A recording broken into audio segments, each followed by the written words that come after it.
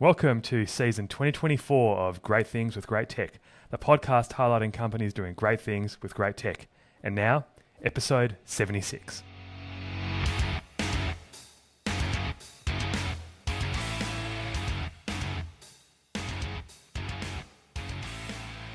Excellent, Andy. So before we dig into Nexsan and the Beast, I'm really excited to talk about the Beast, which is what you've been really known for amongst other things, which is a great name for a SAN, by the way. But we're definitely going to dig into that and the origins of that a little bit later on.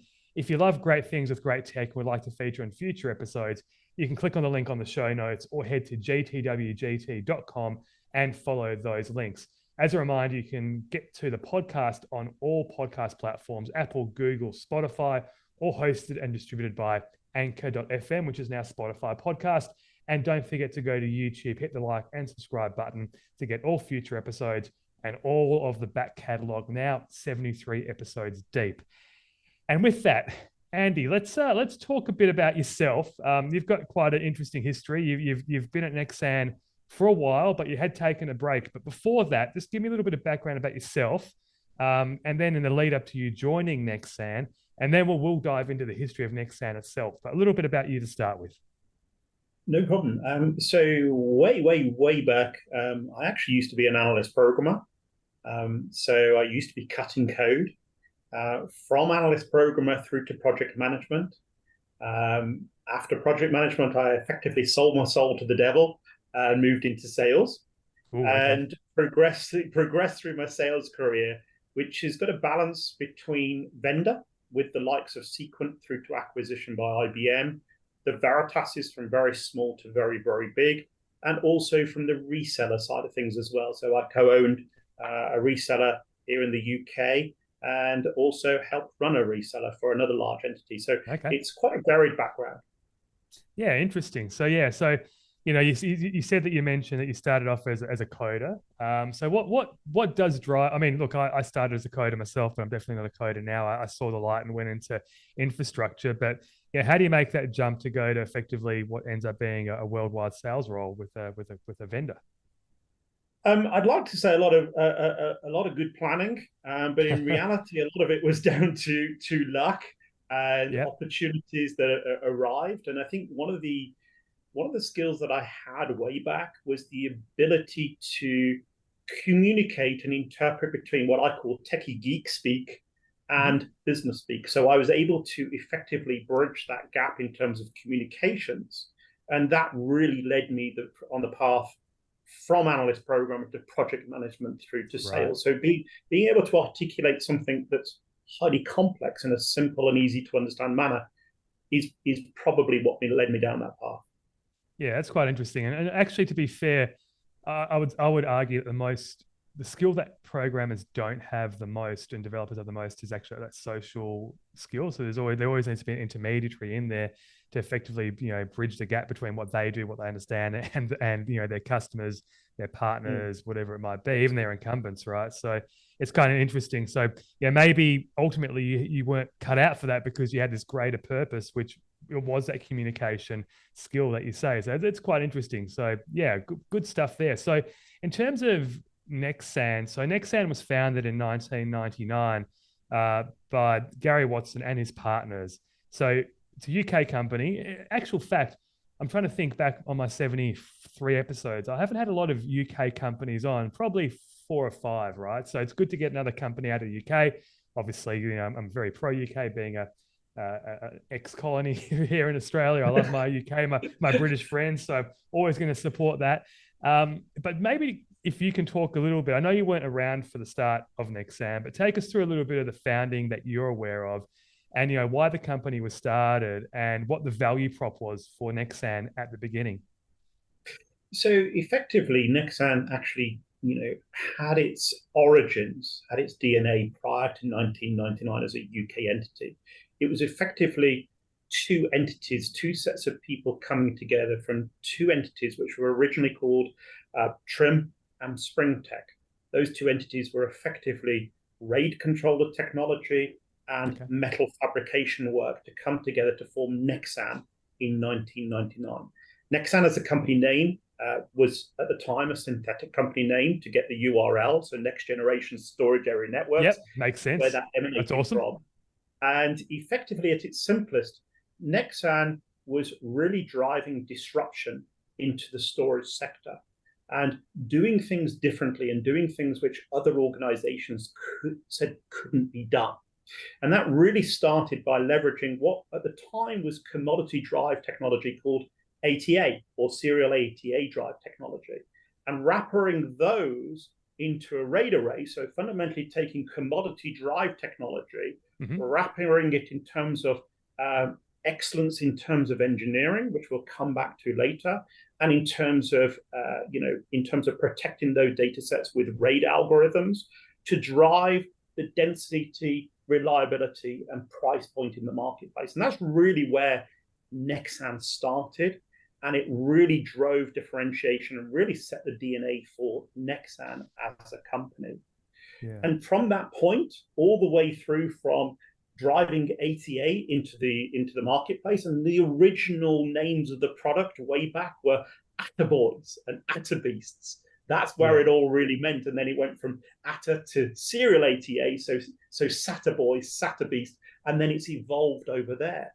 But the differentiation has not only started with the ATA technology, it continued all the way through to things like AutoMade. AutoMade, Nexsan as a company released probably about 15, 18 years ago now. And it was way ahead of its time in terms of being able to spin drives relative to utilization. Yeah. Now, Okay. what that delivered from a business benefit perspective was significant reductions in power usage and therefore heat output. If you take, let's say, a disk-to-disk backup environment, perhaps behind Veeam as an example, then effectively they typically tend to be very busy during the night doing their backup stuff, but during the day they can be a lot quieter. So if you can automatically and non-disruptively spin that drive technology down, you can start to save significant amounts of power and cooling. Now, that was 15, 18 years ago. And we roll forward to today where the cost of power and the cooling driven by geopolitical events suddenly becomes even more important today. And that's the journey we've continued to drive forwards on, which is driving disruption as a privately held company, and we still remain one of the few privately held storage manufacturers, designers in the world. End to end. End to end. We continue to drive that differentiation with our channel partners out into the marketplace, typically into the data center space across all verticals. So whether that's from retail to scientific to government, every vertical in between. I was going to say, going back to that first part around the ATA and the fact that you were pioneering high density storage with the ATA Beast in 2004, that's absolutely ahead of its time. You know what I mean? Like, I think back then it was the big guys, the main sort of your Dells, your HPs, your NetApps were sort of there or thereabouts, doing their thing with their big giant monoliths and, storage controllers and whatever they may be. So for Nexsan to be thinking already in that way in 2004 actually was very much ahead of its time, because I've obviously been working in this space for now well over 20 years as a systems platform infrastructure engineer and architect. I didn't really get a notion for high density scale-out storage until maybe 2008. Sorry, 2000. I'm going to say 2010 actually. Really, 2010, 11 is when we really thought about how can we not just think about a single shelf or an array. How do we scale it for cost, for power consumption? Everything that you talked about only became relevant for me, during that time, let alone 2004, right? So, what advantages did you have as a first mover? What did Nexsan have, that made it, think of that in an innovative way in 2004-5? Ultimately, the data volumes in the world are ever increasing. That's a given, and driving cost efficiency, enterprise class capabilities into this space was way ahead of its time. Nobody else was doing it at this stage. And, kudos to the engineers, the original engineers of Nexsan. The engineering excellence, I would say over engineering of the product to drive reliability has been an absolute foundation and continues to be the very DNA of Nexsan. So, I mean, we've got equipment in the data center space, 8, 9 years old, still running, still under maintenance. I had an email yesterday where a client, we track on our UI, how many days without a reboot of a simple RAID device. And it's reporting 841 days without a reboot. And that's the key point with Nexsan is the engineering in terms of reliability and resilience, in terms of managing heat, managing vibration, drives the reliability. So the drive failure rates of the drive that we're using are absolutely unheard of compared to a lot of the multi-billion-dollar conglomerates out there. That's a fair point, right? And I'm guessing that you're not using drives that are any different, right? You're using commodity drives that you're picking up. Are they enterprise grade discs? So they are enterprise grade drives, and we are very careful in terms of the certification and qualification of those drives. But there are only a limited number of manufacturers in that marketplace. Yeah, that's it. The way you package, the way you manage vibration, the way you manage heat dissipation on these arrays is really the magic sauce relative to drive reliability. Now, with drive capacities getting bigger and bigger and bigger, okay, we've got RAID 5, RAID 6, 1 parity drive, 2 parity drives per RAID set. But where you start talking about 20 terabyte drives, you have to worry about drive reliability, because when you start hitting rebuilds, the data volumes are so big now, you have to worry about the rebuild times and the load that rebuild is placing on your controllers.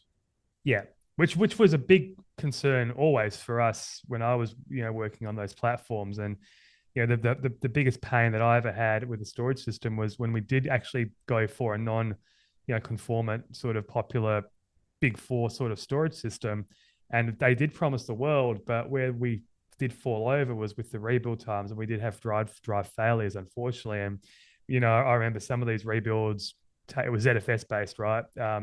And these rebuilds were taking like months, literally months, right? And then in that time, maybe another disk fails, and then you're really on edge because then you've only got one more disk left before all hell breaks loose, and then there would be latency that would be put on top of the disk stack, and then performance would suffer. So you're right. It's very important to consider drive reliability when you're talking about RAID sets in this way. It's actually, to be fair, something I haven't really thought about for a while now, because I've now been 7 years off the tools, so to speak. So I don't need to worry about that as much, but all the memories come flooding back in a good way, because I love playing around with storage systems, designing them and seeing what we're out there. So it seems like back in the day, maybe I should have been looking at Nexsan versus these other ones that we looked at, right? Just on that, so where would you say Nexsan's sweet spot has been? Well, where did you start off in terms of, were you more secondary storage, were you primary storage, and has that evolved over the years as well? I think you're exactly right. In the early days of Nexsan, we really did position ourselves as secondary storage.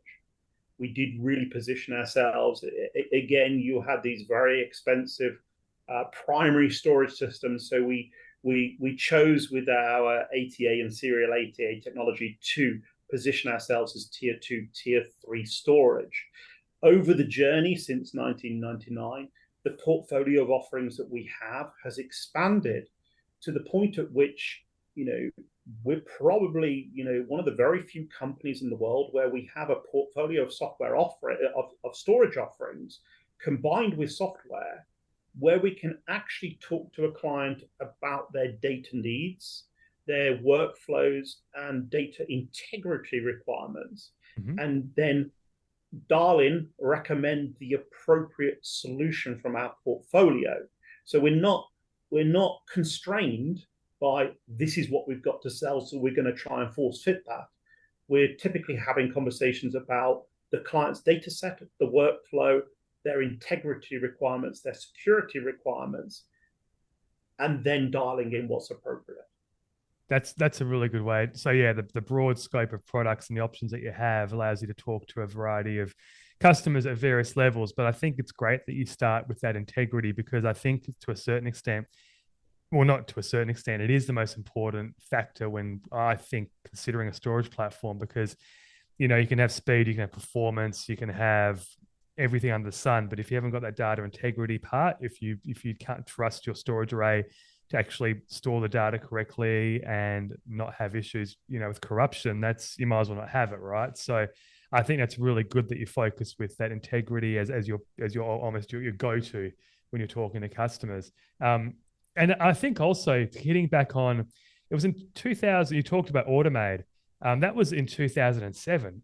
And in 2007, it would have been, if I can be a bit controversial, it would have been a bit like hippie-like, right, to be thinking about green storage back in 2007, right? A little bit out there type of thing. Like, how did the company position itself back then? Because honestly, it probably wasn't a real concern back then, the eco-friendliness of the data center at that point. Way back then, a petabyte of storage was a huge amount of storage. I mean, it doesn't feel like it today. But for example, some of the lab environments, some of the clients who've got large amounts of data on Nexsan, even back in those days, the sheer volume of data, even though the cost per kilowatt hour of electricity was way lower, the volume of what they were driving still drove significant savings in terms of using Automate.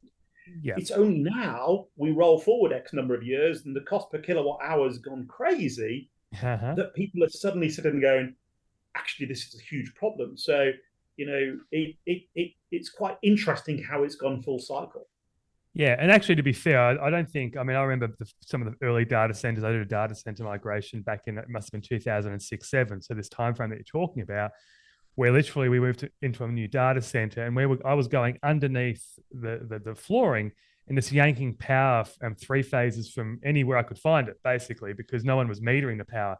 You know what I mean? It wasn't a thing back then, and that was 6, 7, and I kind of think that power started to become an issue around, again, that 2011, 2012, 13, where the costs started to become, okay, now we've got to start to regulate it because densities are increasing. We're going to pack more into a rack. It's not going to be, it's 40 RU. We could do 60 RU racks now. Let's see how much we can pack in. So obviously today it's all about that. Like everything, from a utility point of view, understanding of power consumption as a data center operator and infrastructure guy is critical. The public cloud obviously takes that away from you, but still charges you as part of their structure, their fee structure.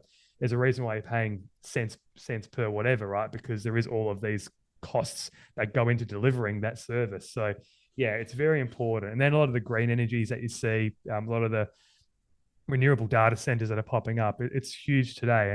And spinning disk, obviously, I was reading today, they're expensive. They've got lots of little parts in them, and they run hot, like you were saying. These things have got moving parts. They're mechanical. So by physics, they generate heat. Whereas SSDs and NVMe's don't generate as much heat, but this causes other issues downstream as well with that as well. All right, so take us through a little bit of you mentioned obviously you got a wide array of products. Take us through that. So what do you have in terms of the products that you go to market with? You mentioned the hardware and the software. So take us through your flagships. And I think you've got the Unity. Is the Unity the operating system that goes across all of them as well? So effectively, we have three solution sets, three pillars. We have our RAID building blocks. So you've mentioned one of those earlier, which is the Beast, which is, I think it's on its 6th or 7th generation. We've kept the names, because, people love the name and people keep buying it. But behind the scenes, it's effectively 6th or 7th generation. So we have a portfolio of RAID building blocks, which, dependent on what the client needs, could be all flash, could be all SATA, could be a combination. In terms of connectivity to the outside world, They're typically block storage devices, Mm-hmm. whether that's iSCSI and or fiber channel. So depending on what a client needs, we have a portfolio of RAID building blocks that can deliver against that need. We then moved to Asurion. Asurion came by way of acquisition. Nexsan acquired a company called EverTrust in 2005. Okay. And Asurion is all about data integrity and data security, data compliance.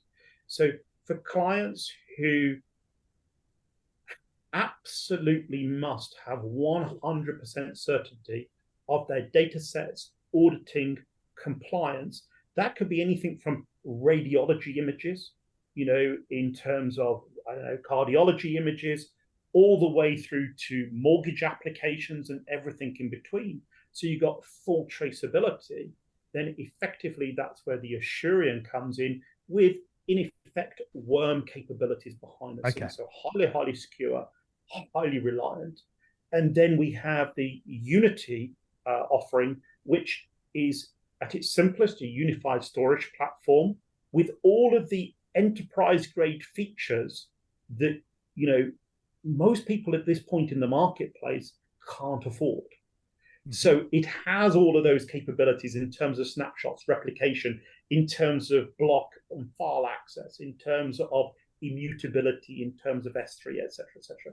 So dependent back to understanding the client's need from a data integrity point of view, from a workflow perspective, and actually what they're trying to achieve, we can dial anything in from a simple RAID building block all the way through to a unified storage platform, all the way through to hardened data integrity and everything in between. Yeah. And you mentioned software. Is there a software element to this where people can install a software on some commodity hardware, or is that not an option? So there's a software element with all of those solution stacks. So if Okay. we look at the RAID controllers on our building blocks, that's our magic source. That's our software. It's our algorithms. Everything is designed Get it. by us. If we look at the Asurion, absolutely, that's the acquisition by way of EverTrust in 2005. And absolutely the software wrap on that, which then leverages our RAID building blocks in a hardened state, brings those two together. And then the Awesome. unified storage platform is another software on top of our building blocks again. Yeah, get it. Good stuff. So talk a little bit about, we did mention at the top that this is your second stint at Nexsan, right? So there was an acquisition that happened in 2018. So Store Centric acquired Nexsan, from what I could tell. What was the deal there, and where did the company go from 2018 to 2023? And I think there was an element or something that happened this year as well, which has shifted the company direction again, and obviously brought you back. So actually, my journey with Nexsan predates me joining Nexsan for my first chapter. I mentioned the earlier part of this conversation that I also operated and co-owned a couple of resellers in the UK. Yeah. And it's during that time from my reseller world that we actually signed up Nexsan as a vendor and started selling Nexsan. So we actually had experience of selling Nexsan and seeing the reliability, seeing the satisfied customers, et cetera, et cetera. So that was really my lead up to joining Nexsan. And at that time, heading up EMEA at Nexsan. So over the course of the following 6-7 years, we built the team out in EMEA. We grew the business. The loyalty from the customers was amazing, because I touch on the reliability again, because no vendor is going to tell you their systems are unreliable. Reliability is a post-sales experience. So once people have typically experienced the reliability of Nexsan, they typically buy more and more and more because they know how reliable it is. So effectively, over those number of years, we grew the team, and about 6 years into my time, a company called iMation acquired Nexsan. It was about a year after that I left Nexsan, and over those following years, Nexsan was owned by iMation and then Store Centric. Ultimately, I think it was about a year or so ago now, Centric hit some challenges. But the good news is Nexsan survived despite those experiences with iMation and Store Centric. And what we're finding now is the love, the passion for Nexsan, not only from an end user perspective, from a partner perspective, but from an employee perspective. There's a huge amount of love for Nexsan. So we're seeing, myself included, people coming back because we do love it. And we think there's a huge place in the marketplace for privately held storage companies, which are disrupting the marketplace. People want a difference. People don't want to just keep going to the multi-billion-dollar conglomerates. They want something different. Let's call us a boutique relative to the multi-billions, but we're special. And to that point, I think it's, quite admirable and special that a company has managed to survive since 99 in this day and age of IT. The landscape is such that that's not the case, So, you see, there's great examples of storage companies that have come in, been disruptive and sell and then get swallowed. And then, their tech lives on in some way, but they lose the name, they lose the culture, they lose the customer interaction, what made them special to start with. So the fact that, 24 years later, Nexsan still has that is quite significant. And I think that's a testament to, the culture, but also more importantly, the technology. Like you said, I love that anecdote about the post-resiliency scenario where, every vendor will talk about, resiliency and reliability, but it's only in the post-sale that you actually come to believe that and find out.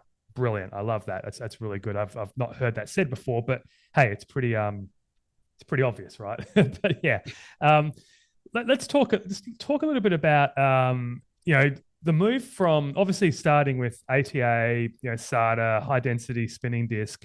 How has the advent of NVMe and flash changed the way that Nexsan has had to be in the market?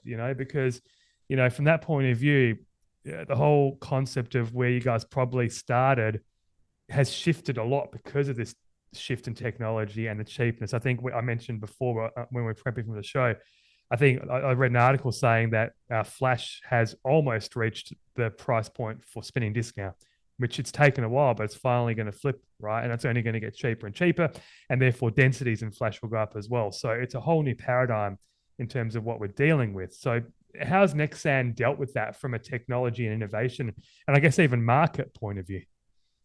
So, it comes back to our approach, which is to understand the data set, understand what's trying to be achieved.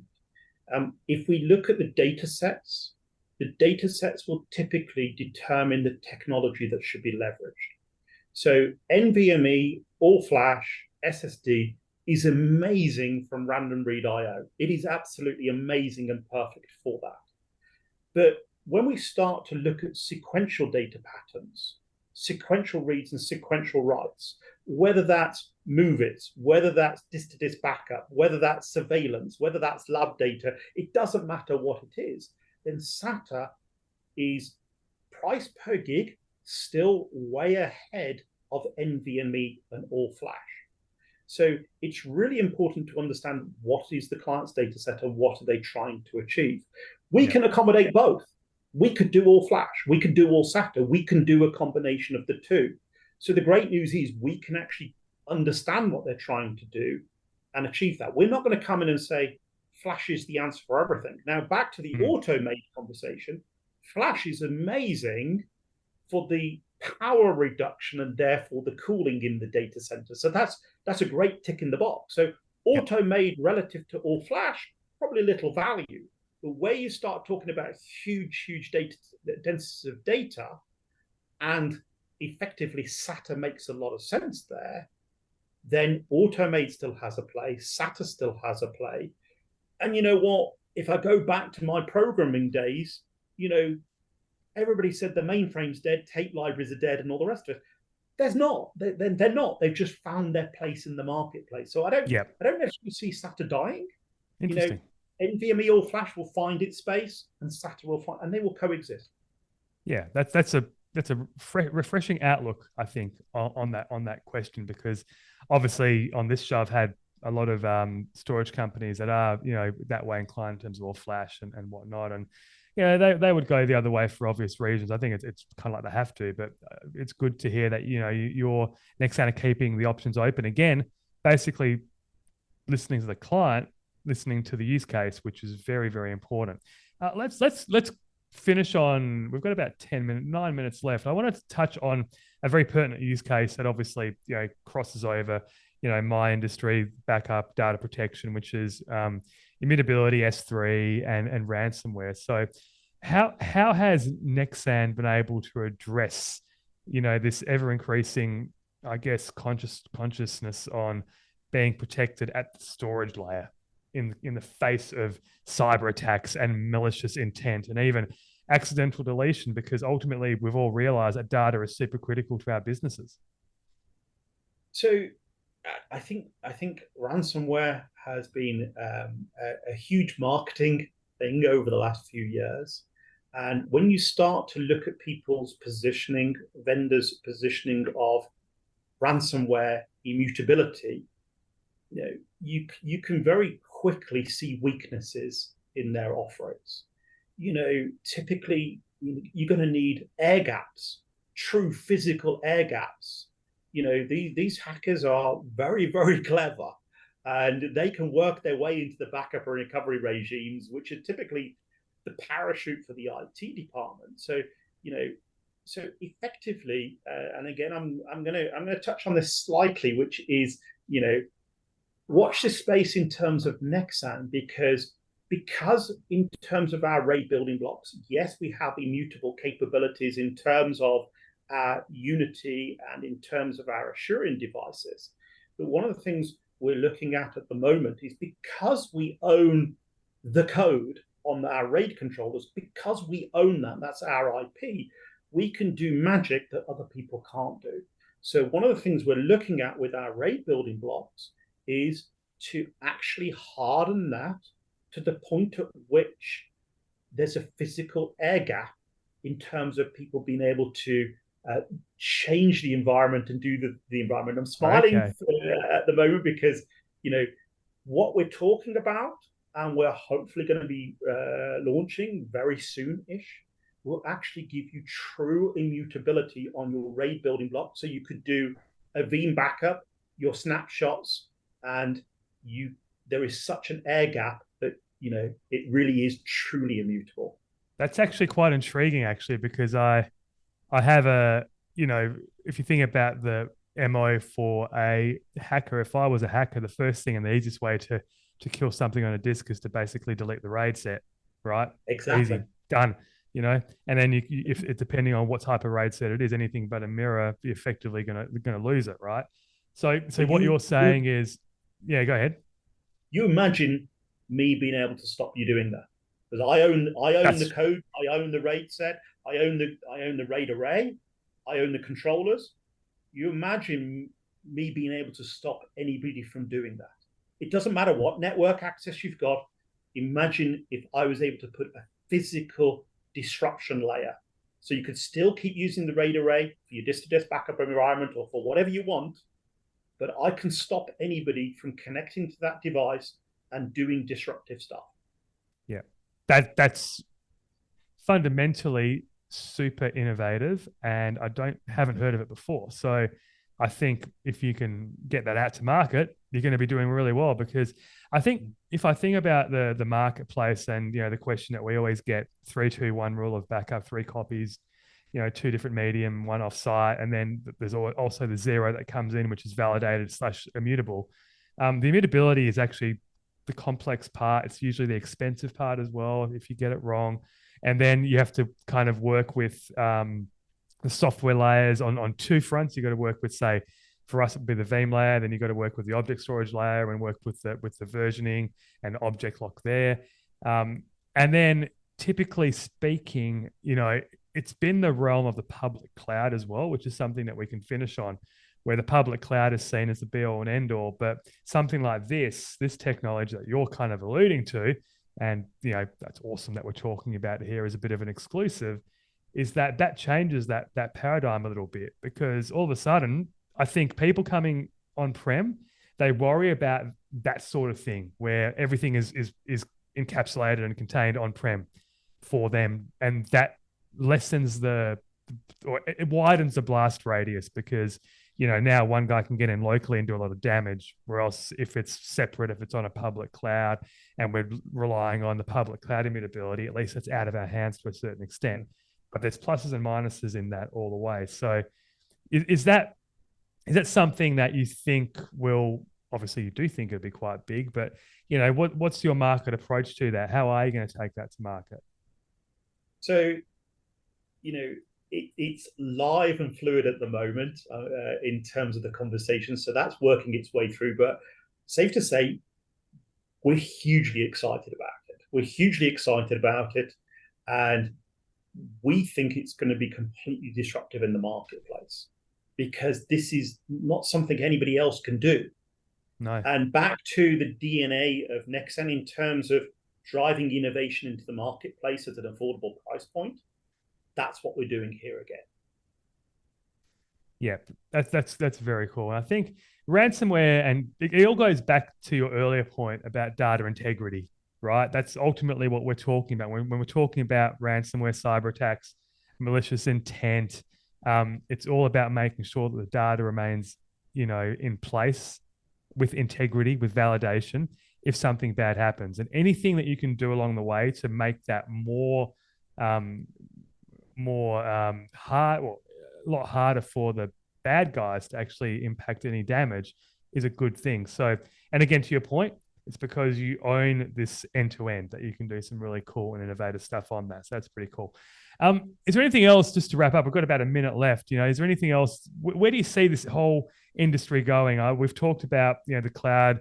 2023 definitely been a year where repatriation has come into play as a buzzword. So we see people pulling from the public cloud on premises. Obviously, I would assume you guys have taken advantage of that. You are going to take advantage of that.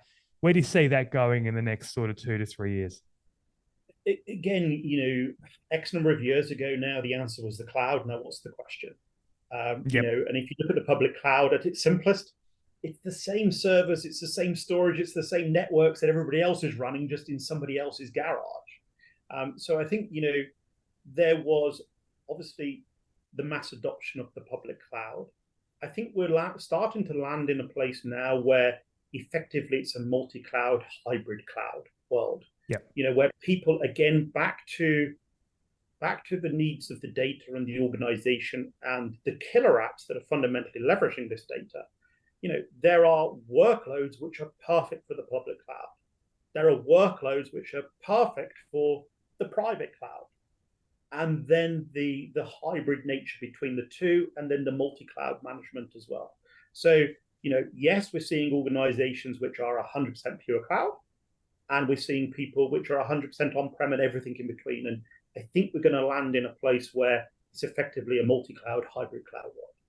Excellent. Hey, great summary of that. And I'm really glad we chatted. I love Nexsan's story. I love the name. I love where it came from. I love the fact that the culture of the company has been there for 23 years. And that's why, like you said, you existed and you've been able to thrive in a very competitive landscape. So thanks a lot for being on the show. Just as a reminder, if you love great things with great tech, please hit me at Anthony Spiteri or at GTWGT Podcast on Twitter, or actually it's X now, isn't it? We'll call it X, or YouTube. And thank you for being on the show, Andy. Thanks to Nexsan. And we will see you next time on Great Things with Great Tech. Thank you.